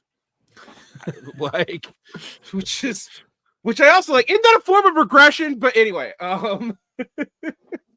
because intersectionality theory and all that shit, standpoint epistemology, sub-Marxisms, etc., that's all early 70s stuff. And when that fails to articulate relatively quickly in France, you get the development of post-structuralism, et cetera, et cetera, et cetera. Like, yeah, post-structuralism existed with Derrida going back to the 60s, but like it being so dominant requires post-Marxism to exist and Lyotard to leave Marxism and all this. And that's the milieu you and I grew up in. But ironically, we hang out with people who are younger than us, who are really into like the Kambahi collective, which is an earlier form of 70s leftism. Right.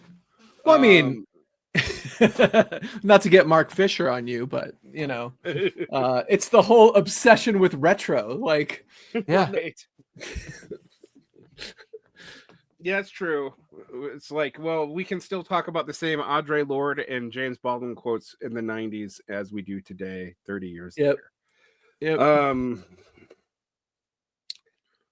Okay. Hey, when are we gonna get like a return to you know, shitty punk rock anarchism, just making zines and everybody like I sure as fuck would like them more than I like some of the contemporary anarchists on. Oh, absolutely. Like I will say anarchism has divided into two strains, which is both of them are retro, but one of them is the let's go back to the 19th century anarchist strain led by people like Zoe Baker, which I have some respect for. And then like then it's like whatever the Vosh is, this is a period of radicalism before I become a normal Democratic Party functionary, which is the dominant trend of anarchists since the anti-globalization movement. Not all, but if you're not a labor anarchist, that seems to be where you inevitably go, right? Yeah. And this leads to like even smart. I'll give you an example of this. Before people accuse me of being pro-Russia, I am not pro-Russia, god damn it. But I'm not anti-Russia either. Russia is just a place that exists. But my whole thing with like Rain Price, who I think is brilliant, but just totally buys the NATO line on Ukraine. Like no complications, no admitting that like NATO set the Ukrainians up, because that would admit that maybe there was a fault in the way Ukrainian nationalism played out after Euromaidan. I think in terms of theory, this man is brilliant. But in terms of geopolitics, it's like, well, you're just like every fucking Democrat. Like what is that? Conversely, there are quite a few Marxists who are now just fucking Republicans, but like, yeah, still, it is far very fewer weird. though. I would say that like whenever I look back at a lot of the people that I knew from the ISO, their take on what's going on with Russia completely of any kind for you, just the wholesale like NATO line, you know, and that it seems to be a very, very large portion of the left is takes that line. I think because I deal with Marxism-Leninists a whole lot, I forget that sometimes until I deal with normal liberals. And I'm like, oh yeah, you guys all just like accept the standard NATO narrative about this. Yeah. Whereas uncritically. I have a very pox on all your houses, but maybe NATO's the thing I should be more mad about. Stance. Yeah, I think that's probably right, actually. Yeah. Yeah, I mean that's how I feel about it too. Like Vladimir Putin, like the thing that makes me oppose Putin, it's the same reason I would oppose Zelensky. They both jail leftists who criticize them, you know? Right. And I do think we have to admit that the West, and actually I would go so far as to say Europe more than the United States, which is a weird thing to say, but that the West really set Ukraine up. Like, yeah, and I say Europe more than the United States because I think about that what led up to Euromaidan, and that's Germany pulling shit as much as it is pulling shit. Yeah, but as soon as it's Merkel and then Johnson and then it's the US. Yeah. Well, I mean, as soon as Maidan happens, though, the US is there dumping money into the opposition that's true. To fuel it. And then you even have like, there's that Victoria Nuland phone call, like I'm sure you've heard it, where like she's talking to the ambassador to Ukraine, and they're picking who the next leaders of Ukraine are going to be. during the Maidan protests. Yeah. And yeah, I mean, it sure, like, yeah, I mean, absolutely, it was Europe, like, leading up to it, in Europe offering them that EU trade partnership and everything else that was the catalyst. But as soon as the United States realizes they could use Ukraine as that could be fashioned into a tool to use to weaken Russia, then we're all on it, But that leads us to how the intelligence agencies are decadent, because old CIA would have played all sides.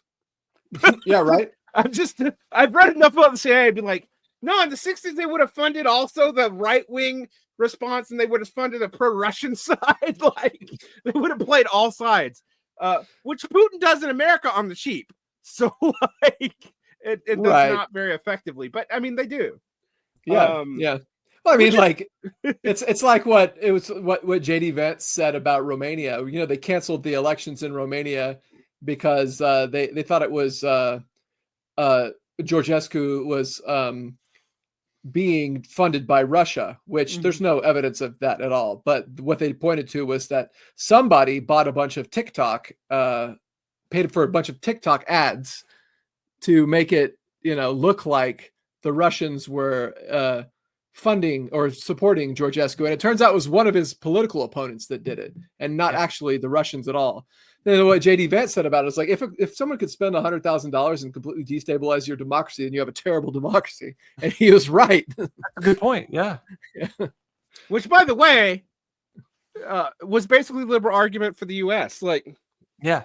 Well, and the same point applies too. Like, Russian meddling in 2016. It's like, if that's what it takes, is that people on Facebook said things negative about your candidate, then yeah, your democracy sucks. And by the way, our democracy fucking sucks. Right. Did you ever see they did some like analysis of how many views that the Russian ads received? Not a ton on Facebook. Yeah, not hundreds. Yeah, hundreds of people saw them. They're kind of ineffective. I mean, one of the things that I find very funny is just like, also, like, why are we mad? Like, we know that Israel and Europe do this too. Yeah, frankly, we know that. Like, we know that Israel pays American college students to post positively about Israel, and it's not a secret. And also, we know that Americans get arrested for having someone donate on their Patreon who is located in Iran or Russia. Yeah, sometimes. Although ironically, it's Citizens United. Not all the time. But it's Citizens United that makes that easy to do. Yeah. I was actually telling someone, I'm like, one of the funniest things about Citizens United is it makes it very easy to be a foreign agent without even fucking knowing it. I really do believe that like Tim Pool had no idea Russians were giving him money. Oh yeah. Well, and then Vosh was receiving USAID money, right? Yeah. Did you see that? Yeah. Literally being funded by the feds. So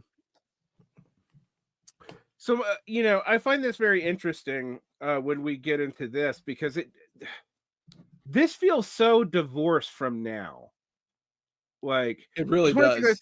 I think when I'm reading this, I'm like, this debate feels very like, would they still argue this today, that there's no truth to any decadence theory in the current environment? I don't know that these people would, actually.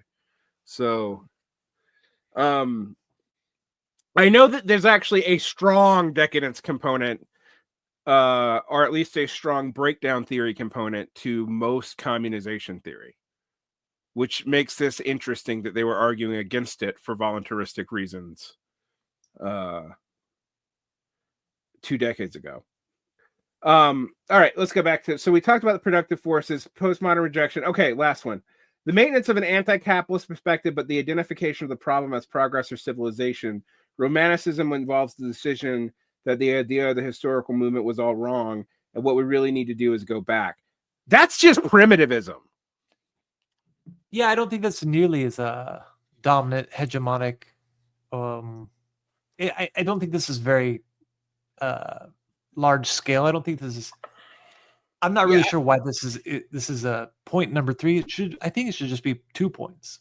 But whatever. Yeah, point number 3 seems to be like this weird critique of a fight within 90s anarchism, which you could say is tied into the degrowth socialism debates, but it's not really. The degrowthers don't want to like kill all technology and maybe lobotomize the human race, a la John Sarrazin in 1996. But I mean, there is a more charitable way to read it, which is that what they mean when they say go back, they don't mean all the way back, like this romanticism of going back to well, the problem is progress and stuff. No, never mind. Yes. Yeah, you're right. I would say we do see a lot of revanchist left movements that are basically Soviet, are Chinese, are social democratic nostalgia. I mean, I do think we could say that that's dominant today. But the going all the way back to primitivism and trying to argue that we can all be hunter gatherers and like a 99% die off of the planet is inevitable. That was a very 90s aughts thing. It really didn't last very long after that. So that's true. This applies to a small subsection of the anarchist left that was primarily located in the Pacific Northwest in the late 90s and early 2000s. Right. And if you weren't involved in anarchist debates or zine culture, you probably don't know anything about this. Well, we were involved in the hardcore scene, and a lot of the bands that we would tour with and play with were, because they were like vegan environmentalist bands, were primitivists. Oh yeah. I forget about how well read Derek Jensen and Daniel Quinn were. Derek Jensen. Well, we were in Austin too, where Derek Jensen was a professor. Yeah. Yes. Before he got himself canceled forever, apparently, for being anti-trans and anti-immigrant. Right. Like, what's funny though is that that all kind of started to disappear into the anti-Bush Iraq War era stuff. Like by the mid 2000s, it's kind of diffuse. It's not nearly so concentrated as, again, to warrant a third of 3 points. Sure. It's like 2 of these points are major for the time period. One of these points is very much specific to a scene, if we're completely honest. The author of this is writing about a guy he knows, his roommate, his shitty anarchist roommate that doesn't wash the dishes. Right. I mean, it kind of reads like the way that people still talk about like offshoring. Like we'll talk about the ACP as a major communist tendency and realize it might have 500 people involved at most. Like like at most, but probably more like 50. Yeah. No, this kind of reads like the way that when you read people talking about the offshoring of American jobs because of cheap labor, it's like 30 years ago that made sense. I don't really know if that should be talked about now. Not in the same way. At least you should talk about it as a thing which happened rather than a thing which is happening. There is an offshoring of call center jobs, but but like, no, I mean, that happened. And in fact, when people talk about reshoring, I'm like, a whole lot of industry was reshored in the teens in the middle of the second Obama administration. It's just that they're so to finish up this definition here. I'm just going to read some key quotes and then we'll close out. For Trotz, the theory is less upfront. Actually, I need to read more than that. Hold on. I can't start with the for Trotz part. All right.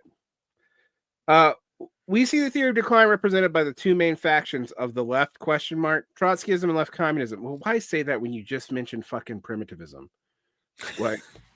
Like there, I mean, to be fair, left communists do have a primitivist offspring in Kamat and Jacques Kamat, but that's it. And most of those people became anarchist. So this is a much lesser offspring. Yeah. Yeah. With the hard left communists, the decadence theory is for the forefront of their analysis. That's not true for Borges, by the way. I'm just adding that.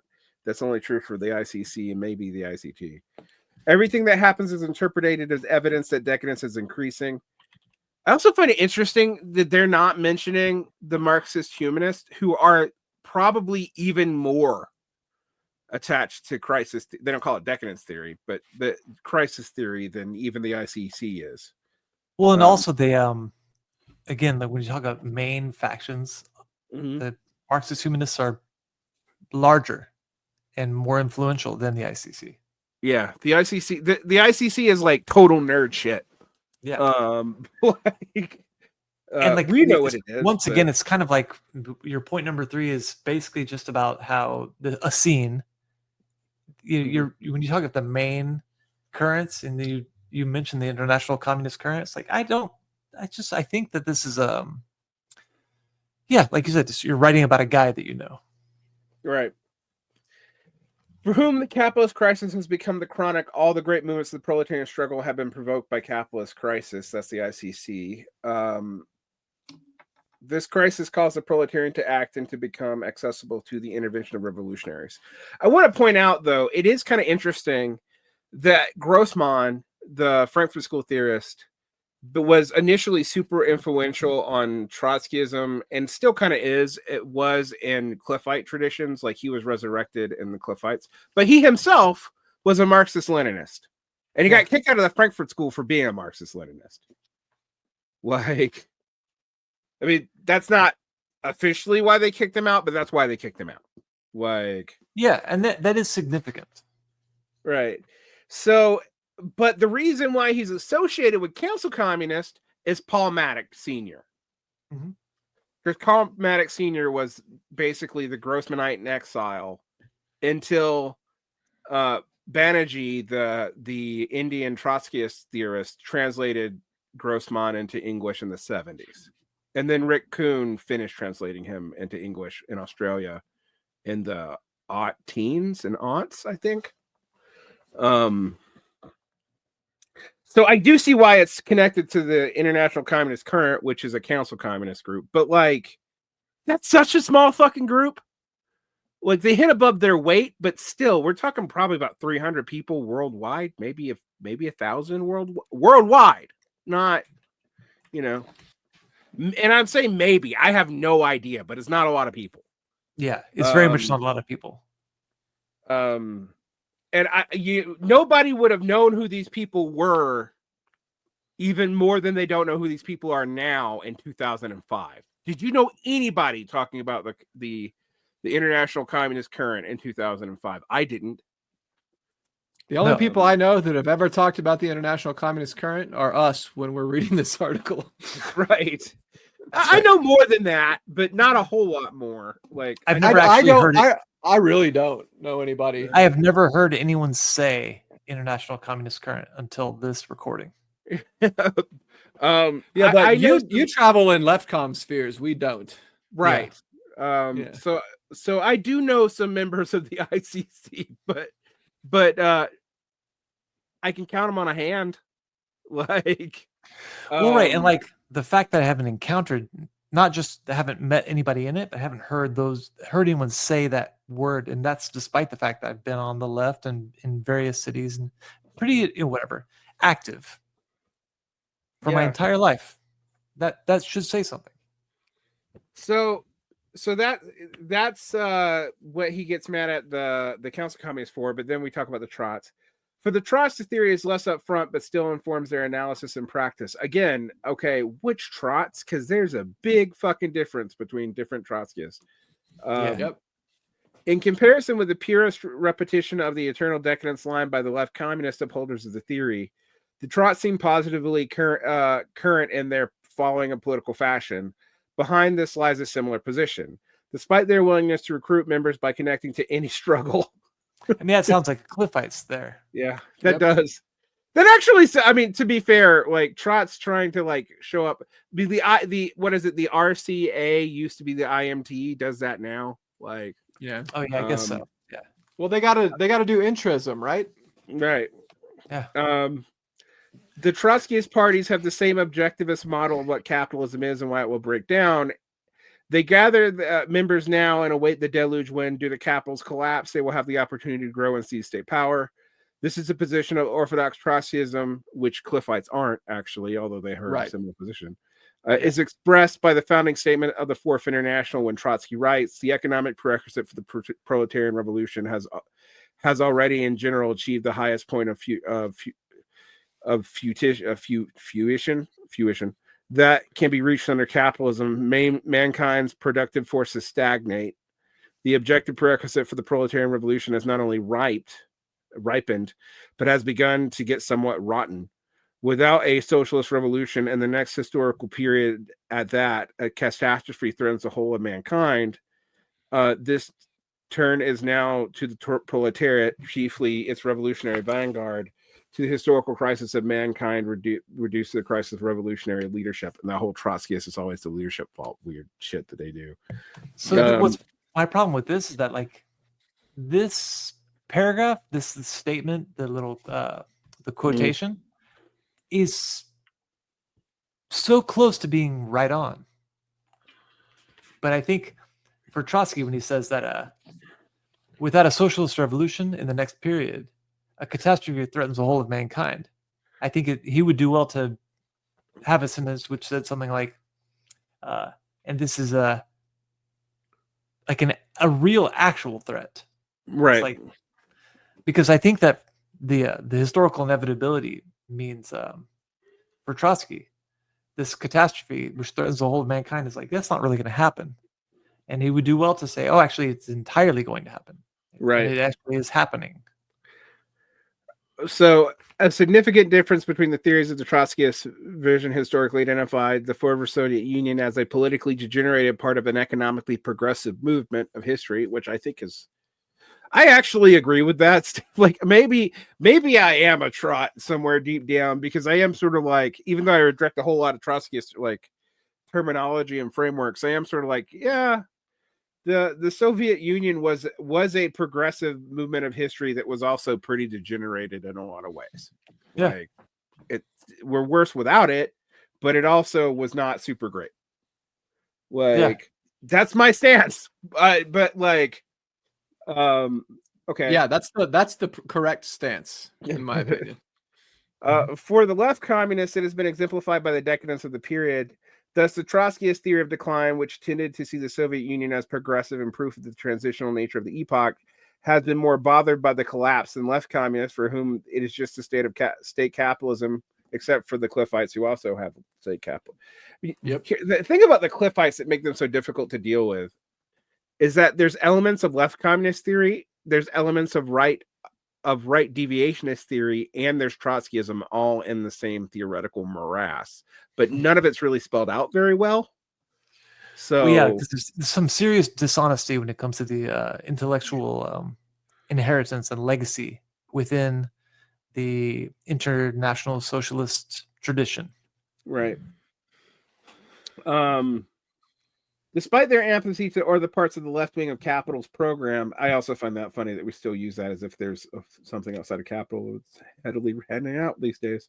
It is a general statement by Trotskyists about the decadence of Capital that the left communists find themselves in agreement with. In fact, the ICC even thinks that the inadequacies of Trotskyist theory stem from it not having a proper conception of decadence. The underlying similarities, both theories can be identified in the account of their history. Skip a line. Both trace their heritage through the Second International. And their arguments is whether it is Lenin or Trotsky or figures such as Pannekoek or Badiga that the classic Marxist tradition continued after 1917 or some such date.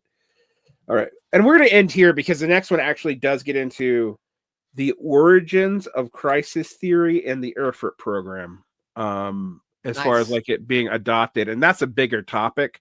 But it's weird. Go ahead. That's that paragraph that you're talking about that mentions the Second International. Right. But it's weird to like drop it in there and be like, oh yeah, it was foundational to the Second International too. And also by implication, when he was talking about monopoly capital, foundational to Lenin and Bukharin and thus Stalin. Yep. But we're just not going to talk about that. We're going to talk about these weirdos I got in an argument with once and Trotskyists. Yeah. Well, to be fair, we're talking about their argument that they're having about weirdos. Yes. And Trotskyists.